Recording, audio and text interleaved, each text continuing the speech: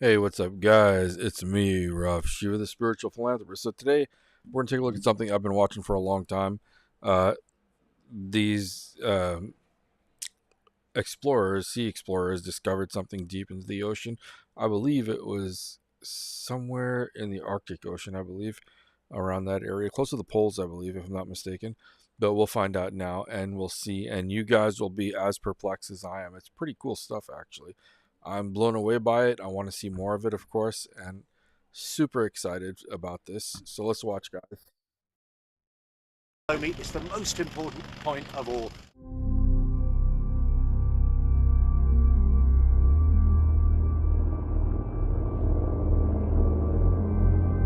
Wow, that's beautiful. While it's true that still waters run deep, the weirdest things can be found in ocean waves. The waters of the Earth are undoubtedly huge and enigmatic. As a result, it is not surprising that when people have explored them, they have discovered some pretty bizarre things. Previous research has suggested that the watery depths below the Antarctic ice shelves are too cold and nutrient poor to sustain much life. However, a new study, revealed by Elon Musk, challenges researchers' understanding of the existence of life in extreme environments by exposing the discovery of a colony of animals on the seafloor. These animals aren't supposed to be alive there, and we have finally caught them on record. What exactly did researchers find in the far depths of the ocean? And why does this discovery have them scrambling for answers? Join us as we explore the impossible discovery made in the Arctic. Okay, so I was right. It was the Arctic Ocean. This does baffle me. I remember seeing this a couple of years back, and I know that the original explorers, I don't know if they're going to mention that here, were basically stopped from exploring this, whatever this is, underwater. So it's kind of interesting. I'm curious to know why and what happened. We've heard nothing since then, so it'll be really nice to get some kind of update. A U.S. submarine made history in 1958 when it traveled beneath the ice to become the first craft to reach the North Pole. Scientists now have a whole new planet to investigate thanks to its mission. Nowadays, nuclear-powered submarines are stealthy weapons of destruction and deterrent that can travel with torpedoes and nuclear missiles for months at a time. For instance, the UK has consistently maintained at least one submarine with nuclear weapons at sea since 1969. The mission was also a scientific milestone that helped pave the way for a new era of exploration and discovery about the unusual environment beneath the Arctic ice. It served as a test bed for the military potential of nuclear submarines. Both the Navy and scientists get new knowledge about the Arctic Ocean and the environment in which they operate. With the use of submarines, we have access to a hostile environment that helps us comprehend both the present situation as well as the future state of the environment. Not only is Antarctica the coldest continent, but it also has the most mysteries to be revealed. There is still a treasure mine of strange and amazing anomalies beneath the ice and seas, just waiting to be uncovered, despite its isolation and ominous climate. Nothing is simple when you're in the midst of the Filchner-Ronne ice shelf, 5 hours flight from the closest outpost in Antarctica. Geologist James Smith of the British Antarctic Survey survived over 3 months of sub-zero temperatures, sleeping in a tent and eating dehydrated food despite the fact that it was the southern summer. He needed seafloor sediment, which was trapped under a half-mile of ice, to research the history of the floating shelf. Just real quick, if you guys don't know, that when they do studies, that's why Elon Musk is really in that area as well. When they do studies of people trying to live off of a self-sustainable habitat or ecosystem, they create one with a greenhouse and all these different things, and these isolated areas are the perfect places for them to be able to experiment and see how they can actually do this. What are the possibilities? What are the things they might face? And that's why these areas are being researched so much. And also there's this vast expanse of explored land. So, and it's all these ancient maps that show that there's land beyond the walls of ice. So I think that they know something that's going on. Also, the entry to the underworld is supposed to be there as well, and that's something that I'm very interested in as well. Well, let's look further. But the science itself was a pain. Smith and his colleagues had to melt 20 tons of snow in order to produce 20,000 liters of hot water, which they then poured through a pipe lowered down a borehole in order to reach it. They had to chip away at the ice for 20 hours before they could ultimately break through the shelf. They then lowered a GoPro camera and a device to capture the sediment, but the collector returned empty-handed. They gave it another shot, still bare. Again, nothing is simple in this situation. The instrument's round trips took an hour. Later that evening, Smith examined the video in his tent and noticed a very... Just really quick, I couldn't imagine going down to such depths. I don't think people go down there. I think it's just cameras, really. Obvious issue. The video depicts a plunge through 3,000 feet of bluish-green ice that abruptly ends and gives way to the deep ocean. Before the seafloor, mostly light-colored silt, which Smith was after, something dark, can be seen in the coast's another 1,600 feet. That mysterious object turned out to be a boulder, which the camera captures as it falls face-first into the sediment. The camera rapidly corrects itself and scans the rock, exposing something completely unrelated to what the geologists were looking for. In actuality, it was something incredibly unlikely. They found life. There is only one large boulder in the center of the mostly level seafloor. Very weird. It's not like the ocean floor is covered in debris of this nature. Just his luck, Smith chose the wrong spot to drill. Smith is not a biologist, but his British Antarctic Survey colleague Hugh Griffiths is. Griffiths saw a kind of film on the rock when he watched the video from the UK, which was probably a layer of microorganisms called a microbial mat. While sturdier, cylindrical sponges gripped the surface, a sponge that looked like an alien and other stalking animals hung from the rock, wispy filaments that may have been part of the bacterial mats, or even the strange hydroid animal dotted the rock. The nearest edge of the shelf, where the ice finishes and the open ocean begins, is 160 miles from the rock Smith unintentionally found. The closest place that might serve as a source of food is hundreds of miles away. This area would have sufficient sunshine to support an ecosystem and be in the appropriate position with respect. Ecosystem. I said that earlier. When they do research for living on other planets or living out in space, these are the areas that are chosen because they're so desolate and there's very little to survive on. So they're the perfect laboratory experiment, basically. Perfect conditions for everything. What they're saying now is really fascinating to me because at the depth of 3,000, I mean, if a human being couldn't go down that far, they would explode. Their lungs would explode. They would be crushed. The pressure in their lungs would just be way too much. But if there is something that can survive down there and some kind of life, you have to wonder what the hell are they made of. It's confusing. It's really intriguing as well. Back to the rock for known currents to feed these organisms. As you get farther away from open sea and sunlight, all life becomes less abundant, according to current theories on what species could live beneath ice shelves. Small mobile scavengers and predators such as fish, worms, jellyfish, or krill have been discovered in these settings in earlier investigations. However, it was anticipated that filter-feeding species, which depend on an outside source of food, would be among the first to submerge further. It's not our place to tell life what to do, yet it has no business being here. Wow. It's not the most exciting-looking rock if you don't know where it is, says Griffiths. Given that you are aware of it now, your jaw may be close to the floor at this moment. How did they get there is only one of the many questions that this find begs. What do they consume? They have been there for how long? How frequently do these covered boulders occur in nature? Are these the same species that we observe outside of the ice shelf, or are they a different species? And in the event that the ice shelf fell, what would happen to these communities? These species are definitely living in complete darkness, which is great because many deep-sea creatures also do the same thing. However, creatures that lead sessile, immobile lives on the deep-sea floor must rely on a reasonably constant source of food in the form of marine snow. Every living thing that is currently swimming in the water column above will eventually pass away, and just want to say it looks so peaceful and so beautiful. It's like untouched, I mean, you don't see this every day. I mean, what a beautiful sight. I mean, to think we have the technology now that we can see these things. It's just fascinating. Sink to the bottom of the ocean. Other animals pick at the bodies as they fall and begin to decay and spit off fragments, tiny bits that amass even on the deepest sea floors. This is effective in the majority of locations around Antarctica, where the seas are extremely productive. All species of fish, which in turn feed huge marine mammals like seals, are fed by tiny organisms known as plankton. All of this activity results in debris and dead creatures, which eventually turn into marine snow.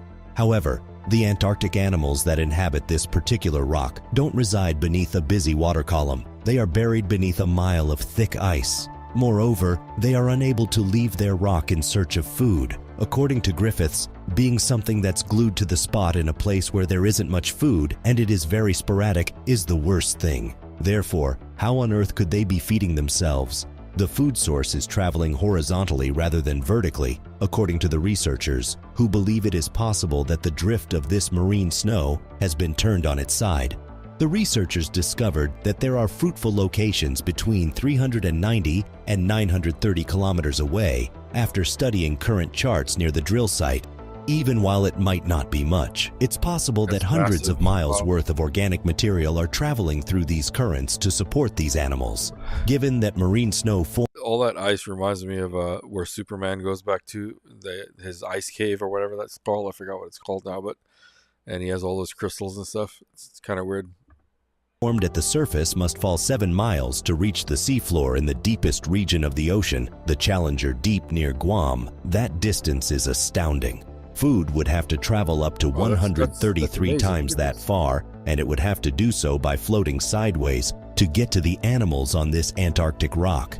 According to Rich Mui, curator of invertebrate zoology and geology at the California Academy of Sciences, who has studied Antarctic sea life but wasn't involved in this new experiment, this isn't particularly far-fetched given what scientists know about currents surrounding Antarctica. Seawater in the area becomes denser as it cools. According to Mui, it descends to the ocean floor and radiates outward from the Antarctic. And many, if not virtually all, of the current systems in the world are actually derived from these currents. Something needs to fill the space left behind when that water flows outward. There's going to be some inflow to replace that, says Mui, and that inflow will carry organic matter even over hundreds of kilometers. Beautiful, man. This would provide sustenance for our life forms that were trapped on that boulder. Additionally, the currents could introduce new species to the animal community on the rock. However, because they were unable to get samples, the researchers are still unsure of the precise diet of these sponges and other creatures. While some sponges are carnivorous and feed on small creatures, others filter organic debris from the water. That would be sort of your headline of the year, says Christopher Ma, a marine biologist at the Smithsonian who wasn't involved in the research.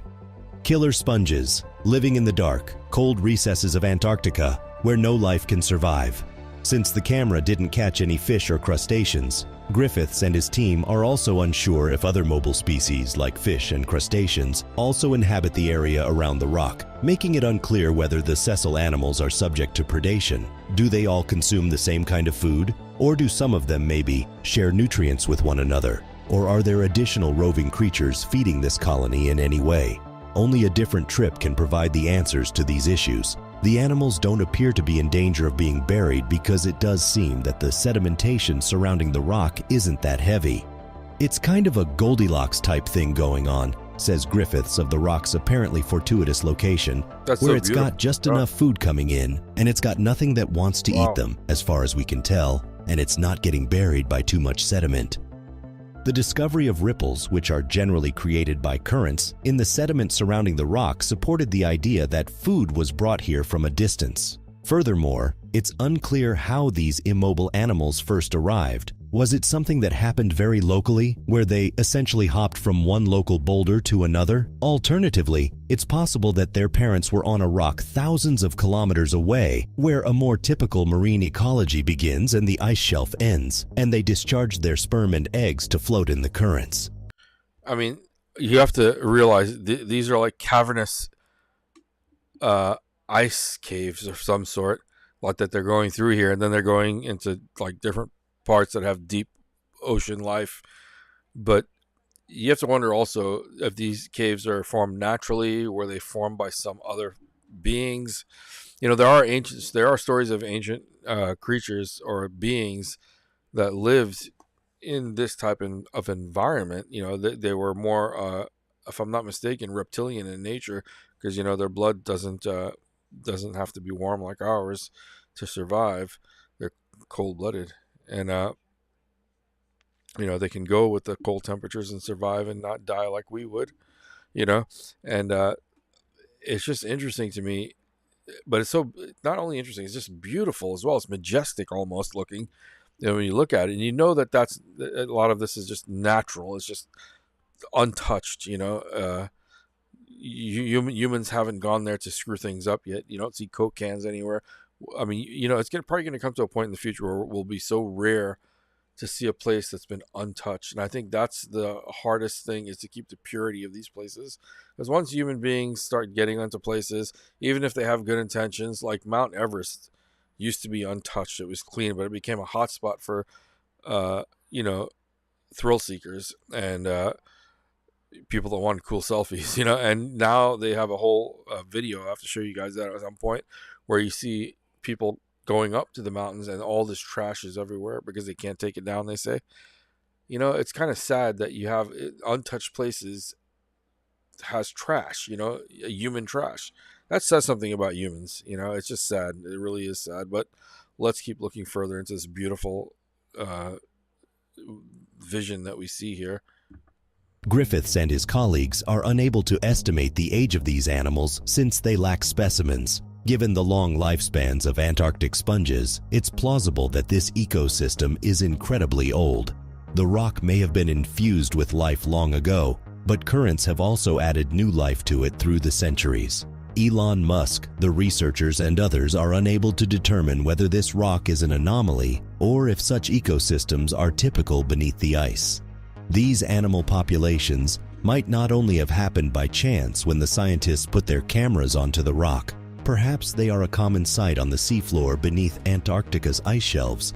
There would undoubtedly be ample space for such ecosystems, the 560,000 square kilometers of these floating ice shelves. However, only a space the size of a tennis court has been examined under them by scientists using earlier boreholes. It is therefore possible that they are many and we haven't yet located them. This is the first recorded account of a hard substrate community, that is, a boulder community, deep beneath an ice shelf, and it seems to defy all prior hypotheses regarding the kinds of life that would be able to endure there.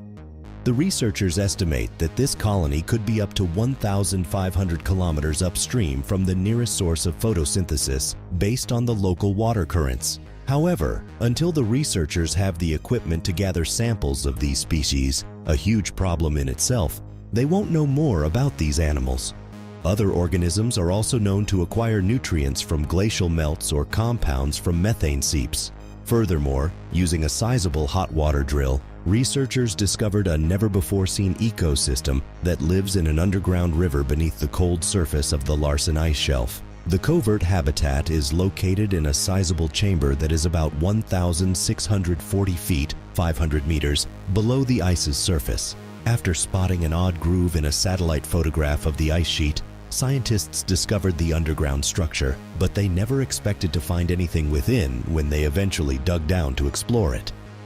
All right, this is so fascinating in the sense that, like I said, these are unexplored territories, man. How much of that do we have here on Earth? Probably quite a bit. It's just that in the process of discovering things, there's also the process of capitalizing on what you found, and utilizing it in some way to, just for the mere reason, either it's either to make money or to create a greater defense of whatever country has that location. And I think that land itself, land masses that haven't been touched, are very rare here on Earth now, and that probably is going to be in the future one of the things that we go to war about, that people will be like wanting to kill each other for, because God knows what the real resources are, what's there in these untouched areas. I mean, what is there? Places that have never been touched or seen by human eyes, touched by human hands. What is there, and what are they going to do with it once they find it? That's the crazy thing. So instead, the crew discovered tens of thousands of small amphipod crustaceans, which had them jumping up and down for joy. Scientists now have the most in-depth understanding of the seafloor surrounding Antarctica, including its deepest point, the Factorian Deep, thanks to a new map of the Southern Ocean. The Factorian Deep was just found in 2019. It lies at a depth of about 24,400 feet, 7,437 m, below the ocean surface, or 17 Empire State Buildings stacked top to bottom. But up until this point, scientists were unaware of how it interacted with the nearby seafloor. So far, we really didn't see the it used to be called the Black Sea Anomaly, which they used to advertise this video, and I didn't say anything about it, but they're in the right vicinity to where I thought they would mention that. You know, I hate when they do that. I like the video a lot because it's very educational and entertaining as well. It's really nice to watch and see these things, but at the same time, it totally was misleading, and I hate misleading stuff. I try not to do that with my videos either. Just I hate when they mislead like this. I expected to see something, you know? The new map, which covers more than 18.5 million square miles, 48 million square kilometers of the seafloor, is based on more than 1,200 sonar data sets, the majority of which were obtained by science vessels. The sea bottom map will be used by researchers to locate any seamounts or underwater mountains that might be marine life hotspots. We need to figure out a means to interact closely with these animals and their surroundings in order to receive the answers to our queries. We might be out of time to accomplish this. Despite being hidden beneath a half-mile of ice, this rock is increasingly in danger due to global warming. Future collapse of some of these large ice shelves could result in the loss of a distinctive ecology. Thwaites Glacier in Antarctica, also known as the Doomsday Glacier, was observed by underwater robots to be clinging to the seafloor by its fingernails. Once it separates, it may meet its end sooner than predicted because of its quick speed and a sharp increase in ice loss. During previously unrecognized phases of fast retreat within the last several centuries, the glacier scraped down the ocean floor, leaving behind a sequence of parallel grooves, according to a new map of the seafloor encircling the glacial behemoth. Researchers caution that excessive heat brought on by climate change could bring about this kind of rapid melting once more. Thanks for watching another episode of Voyager. I mean, it was pretty good. I enjoyed the video, like I said, altogether, but I really did expect to see something more based on the Black Sea Anomaly. As a matter of fact, you know, since they didn't really show anything, you know, it's like ever since the government got involved, they just like just you don't see anything. But let's check this video out and see if it has anything here. Let's see.